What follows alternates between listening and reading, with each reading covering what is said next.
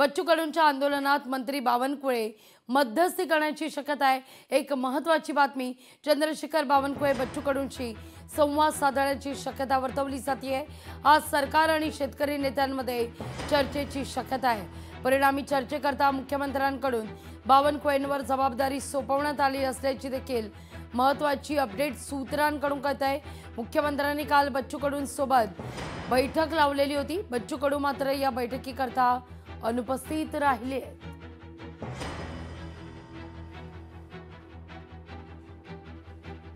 चंद्रशेखर बावनकुळेंवर महत्त्वाची जबाबदारी, बच्चू कडूंच्या आंदोलनात मंत्री बावनकुळे मध्यस्थी करण्याची शक्यता वर्तवली जाते। अधिक माहिती घेऊया आपले प्रतिनिधी चेतन ननावरे यांच्याकडून। चेतन, बावनकुळेंवर खरं तर बच्चू कडूंची मनधरणी करण्याची जबाबदारी आता देण्यात आलेली आहे। बच्चू कडू नाराज आहेत, आपल्या मुद्द्यावर ठाम आहेत। निश्चित लागली एकंदरीतच आता जी माहिती समोर येत आहे की कालही बच्चू कडूंचं जे म्हणणं होतं की मला कुठल्याही प्रकारचं सरकारकडून निवेदन आलं नाहीये, मात्र याउलट सरकारने एक जम्बो बैठक लावलेली होती बच्चू कडूंच्या मागण्यांसंदर्भात चर्चा करण्यासाठी।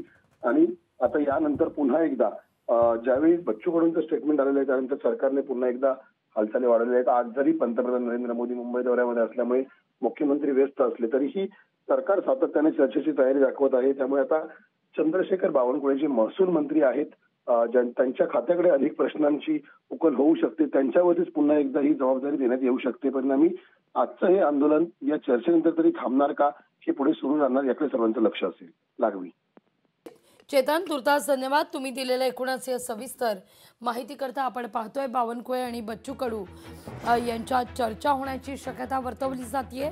सरकारच्या वतीने बावनकुळे यांच्यावर महत्त्वाची जबाबदारी सोपवण्यात आलेली आहे।